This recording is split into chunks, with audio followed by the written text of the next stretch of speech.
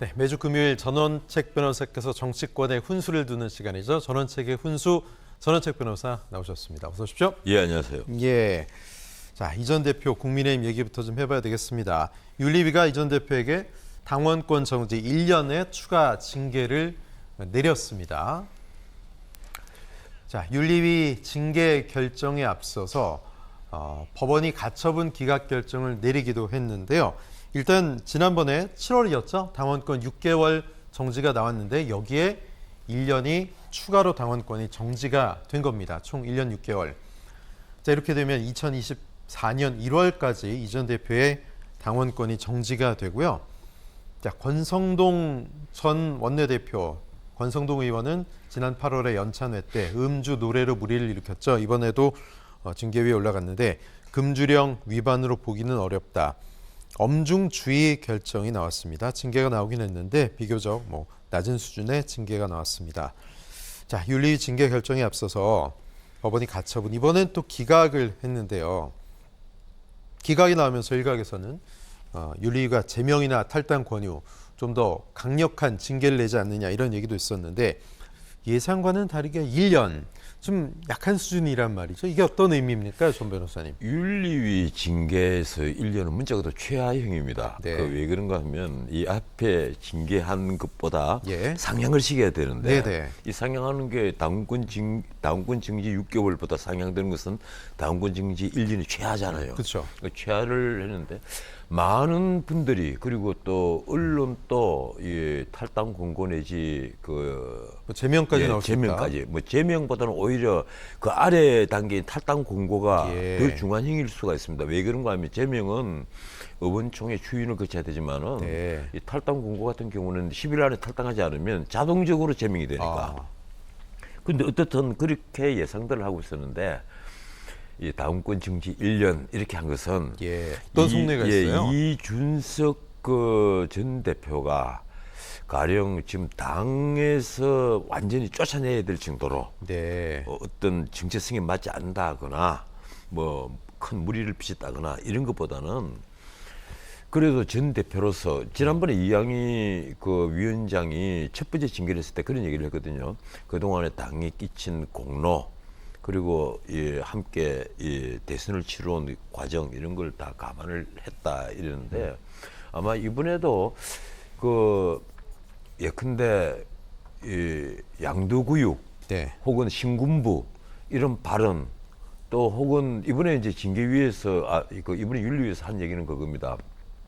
당의 민주적인 절차를 배격을 했다는 거예요. 예컨대 정국이를 개최한 걸 갖고 정지해달라 이런 식으로 가처분을 넣은 데 대해서 이 민주적인 절차 자체를 배격을 한 거 이걸 문제를 삼았는데 당의 절차를 부정했다 이거죠. 네. 이 민주적인 절차를 배격한 행위 이걸 문제 삼았는데 이 1년을 딱 해놓으면 묘하잖아요. 이게 뭔가 하면 다음 총선이 4월달, 앞으로 2년 뒤에 4월달인데 한 1년 반보다 조금 더 남았거든요. 물리적으로는 총선 공천에는 제한은 없는 거예요. 제한은 지금? 없는데 아마 1월 8일까지인가 그럴 겁니다. 이 딱 임기를 딱 시키면 그때 징계가 끝나도록 때가 있어요. 그러니까 쉽게 말하면 탈당을 못하도록 막으면서 그러니까 다음 총선에 출마의 길은 열어놓으면서 또 한편 꼼짝달싹 못하게 그러니까 손발 묶어놓고 그냥 다음 우선 1월 초에 있을 전당대회 때 이준석 전 대표가 어떻게 움직일 수 없도록 만들어버린 거예요. 물론 유승민 쪽에서 움직이면서 함께 배후에 있는 것은 모르겠습니다만은 그렇죠. 직접 움직이지는 못하도록 딱 만들어버렸단 말이에요. 그래서 윤리위가 작정을 그렇게 한 것 아니냐, 처음부터 그렇게 계산을 한 것 아니냐 이건데, 그러니까 이렇습니다. 제가 윤리위원장 같으면요, 그리고 제가 윤리위원 같았으면 저는 적어도 탈당 공고를 했을 겁니다. 난 왜 그런가 하면요, 무슨 정치성이 맞지 않아요. 이준석 전 대표가 하는 말들 쭉 보면 난 이게 우리 보수 정당 그리고 범자유주의 정당의 정체성과 맞지 않는 말을 너무 많이 하고 있다. 근데 탈당 권고까지 갔을 때 어쨌든 투표로 당대표가 된 건데 좀 반감이나 역풍도 있지 않겠습니까? 아니 저런 걸 다 감안을 하면요. 솔직히 이 정치가 산으로 갑니다. 정치란 큰 배가 바다로 가는 게 아니라 산으로 가게 됩니다. 이 정치라는 것은 정도를 그려야죠. 나는 그 이준석 대표의 문제를 어떻게 보는가 하면요. 제일 처음에 성상납 문제가 터졌잖아요. 네. 그리고 그다음에 정거인멸 문제가 터졌어요. 예. 이 문제가 터졌을 때 홍준표 대구시장의 말이 맞습니다. 이준석 전 대표가 거기에 예컨대 딱 국한해 가지고 자기를 해명하려 하고 그리고 좀 큰 시각으로 행동을 했다면 이른바 자숙한 모습 시간을 갖고 그랬으면 이준석 전 대표는 살아날 길이 많이 있었을 거예요. 네, 그런데 네. 본인이 성상납이라 그는 이 문제가 도마 위에 오르는 것을 막기 위해 가지고 계속해서 윤석열 대통령 쪽으로 공격 방향을 틀어버렸단 말이에요. 그리고 이른바 윤핵관이라고 부르는 이 친윤파들을 상대로 예. 이 공격의 방향을 틀어버린 거예요. 이러니까 문제가 달라진 겁니다. 그래서 나는 이준석 전 대표가 처음부터 이 정치를 하는 어떤 뭐라고 할까요? 이 그릇이 너무 적었다. 이 홍준표 전 대표가 그래도 이준석 편을 많이 들었잖아요. 네. 지금까지. 그랬으면 그렇게 좀 큰 시각으로 물러나서 자신이 한 데 대해서 정확히 해명을 하고 그걸 소명을 하기 위해서 노력을 해라. 그게 당신이 살 길이다. 이런 식으로 네. 얘기를 했으면 좀 그런 방향으로 움직였으면 좋았지 않았겠느냐. 그러면 당도 무슨 상처를 적게 입었고 예. 그리고 무엇보다도 우리 범자유주의 세력들이 이렇게 큰 혼란과 실망을 겪지 않았을 텐데 이 이준석 전 대표는 자신이 살 길만 찾아서 네. 돌아갈 다리를 완전히 불태워버린 겁니다. 뭐 제가 아마 이게 처음 방송 나왔을 때 이준석 대표가 가장 큰 패자다. 돌아갈 길을 태웠다. 이런 말씀을 드린 걸로 기억을 하는데 네. 실제 그래버린 거예요. 이러놓으니까 본인의 정치적 미래를 완전히 절단을 해버린 스스로 갉아먹었다. 예. 그런 상황이 됐다. 결국 이게 뭐 예측된 결과 아니겠느냐. 저는 이렇게 봅니다. 예, 지금 어쨌든 뭐 물리적으로는 24년이죠. 1월이면 당원권 회복이 되는데 석 달 정도 총선 앞둔 상황. 근데 뭐 지금의 분위기로는 당원권이 회복이 된들 그때 가서 공천을 받을 수 있겠느냐 이런 좀 회의적인 시각도 있습니다만 글쎄요. 또 당에서는 그때 상황이 어떨지 모르기 때문에 가능성은 열어둔 그런 모양새거든요. 변호사님 어떻게 예측하세요? 글쎄요. 저는 원래부터 공천은 예. 가령 자당이 유리한 곳은 전략 공천을 할 수가 있고 네. 자당이 유리하지 않거나 하는 곳들은 전부 다 상향식 공천 예. 이게 하는 게 가장 민주주의다고 저는 믿는 사람인데 그렇다면 무슨 이준석 전 대표가 앞으로 상향식 공천을 했을 때 노원병에서 네. 과연 승리를 할 수 있을 것이냐 하는 것도 저는 의문스러워요. 지금까지 보여준 태도가 너무 실망을 많이 줬기 때문에 이준석 대표는 이 전국적으로 이름을 크게 알린 데는 성공을 했지만 이 국민적 기대를 충족시키기에는 엄청난 실수를 많이 했다. 본인이 지금부터라도 다시 새롭게 시작한다 그런 마음을 가지고 자기에게 얽혀 있는 여러 가지 문제를 진지하게 소명을 하고 네. 그리고 또 진지하게 반성하는 태도를 좀 보였으면 좋겠는데 그게 아니잖아요. 지금 또 그게 아니거든요. 지금 또 모든 것은 자기는 늘 정당하고 네. 자기는 늘 깨끗하고 그리고 상대방은 늘 나쁘다. 자기를 올가매리고만 한다. 이런 식의 태도를 보이는 것은 제가 보기엔 좀 바람직하지 않다. 이렇게 생각을 합니다. 이 전 대표가 아직 뭐 윤리위 결정 여기에 대한 입장은 내놓고 있지 않죠. 근데 법원의 기각 결정에 대해서는 뭐 입장을 SNS에 내놨습니다. 가처분 재판을 맡아온 재판부에 감사한다. 무엇을 위해 싸워야 하는지 때로 허탈했지만 사명감을 갖고 권력에 맞서왔다. 외롭게 다투었고 앞으로 더 외롭고 고독하게 저의 길을 갈 것이다. 이렇게 얘기했는데요. 자, 외롭고 고독할 것, 본인의 힘이 이제 좀 많이 부족할 것이고 본인의 동조하는 세력이 과거와 같지 않을 것이다라는 사실을 예견하고는 있는 것 같습니다. 근데 뭐 분한 소송도 있고 또 6차 가처분도 공언했기 때문에 법적 싸움 계속 갈 거로 보는데 실효성이 있을까요? 저는 실효성이 없다고 봐요. 이번에 이제 재판부가 두 가지를 내세웠죠. 예. 하나는 이 정당의 자율성. 그건 그 지난번에 그 처음 이준석 손을 들어준 결정 이후에 재판부가 가장 이 주변으로부터 욕을 많이 얻어먹은 일입니다. 뭐 재판부가요? 예, 뭐 네. 엄청나게 욕을 많이 얻어먹었죠. 이 뭐 정당이 주위에서 들으신 말씀입니까? 아니 신문에 칼럼까지 나왔지 않습니까? 네, 네. 가령 헌법학자 허윤 교수님 같은 분은 예. 이 정당에서 가령 자율성을 침해했다? 예, 전당대회, 그 예. 전국이 아니면 전국 상임위 이 숫자로 정당성의 크기를 쟀는데 어떻게 법원이 정당성의 크기를 법원이 판단하느냐? 그건 오버한 거다. 네. 노골적으로 재판부를 비난했단 말이에요. 그리고 정당의 자율성보다는 이제 만약에 지난번 1차 결정문이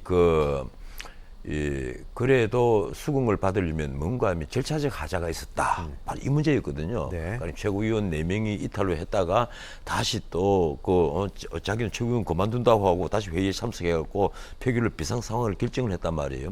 근데 이번에 이제 한 결정은 바로 그겁니다. 정당의 자율성을 인정을 하고 그게 하나였고 또 하나는 뭔가 하면 이 비상 상황이란 걸 논란의 여지가 없도록 그 구체적이고 아주 명확하게 그걸 이제 요건을 딱 정했다. 네. 지금 말하면 최고위원 선출 최고위원 5명 중에 4명이 사표를 쓰면 그건 비상 상황이다. 이렇게 당헌을 개정했지 않습니까? 예. 그걸 인정을 해준 거예요. 그리고 그 전에 그 당헌을 이제 인정을 하고 나서 정국이가 다 열렸고 했기 때문에 이준석 전 대표가 한 그 효력정지 가처분 같은 것은 그리고 이를 실익이 없다. 뭐 이게 조금 복잡한데요. 예. 그 당헌이 이 바뀜으로써 이 쉽게 말하면 그 비상 상황이 결정이 됐고 그 다음에 이 비대위가 만들어졌기 때문에 이준석 전 대표가 말하는 자기가 어떤 이익을 잃는다, 손해를 본다는 그 상황이 아니다. 이렇게 결정을 내린 겁니다. 네. 그래서 이 절차적 하자가 쉽게 말하면 절차적 하자가 완전히 치유가 됐다. 그래서 문제가 없다. 이래서 이제 정진석 비대위에 손을 들어준 거예요. 예. 이러니까 이준석 대표로서 할 말이 없는 거예요. 그리고 또 그것이 같은 재판부였고 이러니 더더욱 할 말이 없죠. 네. 지난번에 자신이 손을 들어준 재판부가 이번에는 정진석 비대위와 당의 손을 들어줬단 말이에요. 이러니까 정말 할 말이 없는 거예요. 이건. 자, 정치적 최대 위기겠죠. 이 전 대표. 향후 행보가 이제 궁금한데 글쎄요. 가능성은 낮지만 계속 신당 창당 얘기도 나오고 있고 그리고 또 지금 아까 말씀하셨던 유승민 전 의원 당권 경쟁할 수 있겠는데 배후에서 도울 것이다, 연대할 것이다 이런 관측도 있습니다. 아니면 아예 그냥 지금 변호사님 말씀 예전에 하셨던 것처럼 좀 시간을 갖고 해외 나가 있거나 좀 자숙하거나 여러 가지가 있을 텐데 어떤 옵션이 가장 효과적으로 좋을 거라고 보세요? 제가 정말 이준석 대표와 개인적으로 아주 친하다면 네. 잘 아는 제 아들 같은 그런 예. 그런 관계라면 저는 정치 이제 그만해라. 그만하라. 예, 그만하라. 예. 네, 이렇게 강력하게 권하겠습니다. 네. 정치를 할 성격도 못 되고 그럼 말을 들을까요? 근데? 그리고 정치를 할 정도의 내공도 없고 해서는 안 된다. 하지 말라고 권할 겁니다. 예. 그동안 제가 이 정치평론가 입장에서 면밀하게 이준석 전 대표가 한 발언들, 하는 행동들 그리고 방송에서 특히 여러 가지 얘기하는 걸 유심히 제가 들으면서 늘 느끼는 게 하나 있는데 네. 이 친구가 이 수준으로 자꾸 분란을 일으키는가, 남을 공격하는가. 이 당 대표로서 좀 포용을 한다기보다는 내부 총질을 한다는 평가를 많이 받았지 않습니까? 이 자신에게 적이라고 보이는 쪽에는 어김없이 무조건 총을 쏴버린단 말이에요. 그렇다 그러면 자신이 상대가 쏘는 총을 충분히 막을 정도의 내공을 갖춰야 되는데 그건 또 그렇지 못한 거예요. 바로 그게 오늘이 결과를 가져온 하나의 큰 원인입니다. 제가 보기에는 그래요. 이 전 대표 행보는 어떻게 예측하세요? 어쨌든 이준석 대표가 신당 창당한다는 것은 그건 말이 되지도 않고 네. 지금 보수 우파 혹은 자유 우파가 신당을 만든다 하더라도 네. 이준석 대표는 아니죠. 그건 아니고요. 그리고 가령 당에서 그러면 재발할 수 있는 어떤 기회를 찾아야 되는데 예. 그것이 아마 이제 다음 총선일 겁니다. 다음 총선에서 제가 보기에는 지금부터라도 노원병이 자기의 지역구잖아요. 그쵸. 그래서 지역구 활동 열심히 하면서 그 총선을 통해서 재개할 수 있는 예. 길을 찾는 것이 아마 유일한 길일 거예요. 네.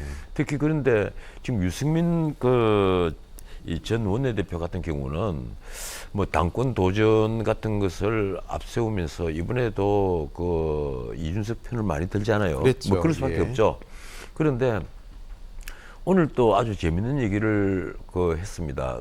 가령 유승민 전 대표 같은 경우는 이준석 그 대표 편을 들어가지고 방송에서 참 해서는 뭐 안 되는 얘기인데 어떻게 보면 이게 윤석열 대통령과 가장 척을 진 지금 그 그룹으로 쉽게 말하면 권력의 핵에 자기가 대항을 하면 자기도 그만큼 올라선다 하는 그런 어떤 그 전략을 세운 게 아닌가 이런 생각이 들어요. 예. 그런데 그것은 제가 보기로는 나는 유승민 전 대표가 한 번 배신자 소리를 들었지 않습니까? 그런 프레임에 아직 갇혀 예. 있죠. 예. 그러면요 이번에 또 다른 배신자 소리를 또 듣는단 말이에요. 예. 나는 왜 이런 길을 갈까? 좀 이 대도무문이라고 옛날에 그 YS가 늘 하시는 말씀이 있습니다. 뭐 서예 많이 하셨죠. 희어도 많이 썼고 이 대도 큰 길에는 문이 없다. 네. 좀 그런 큰 정치, 이 왜소한 정치보다는 네. 좀 큰 정치를 보여주는 그런 그림을 좀 보여줬으면 좋겠는데 유승민 전 원내대표가 공부를 참 많이 한 분이에요. 네, 네. 특히 경제도 공부를 많이 했고 예, 예. 또 국방위의 그 위원장을 하면서 그분의 전문성 탁월하죠. 국방에도 예. 공부를 또 많이 했어요. 네. 그래서 나는 경제 안보 양쪽에 다 공부를 많이 한 사람으로서는 참 괜찮은 사람이다 하는 생각을 늘 하고 있었는데 하는 정치적 행동을 볼 때마다 자꾸 실망을 준단 말이에요. 예, 예. 왜 이렇게 하시나 하는 그런 생각을 네. 하게 만듭니다. 네, 알겠습니다.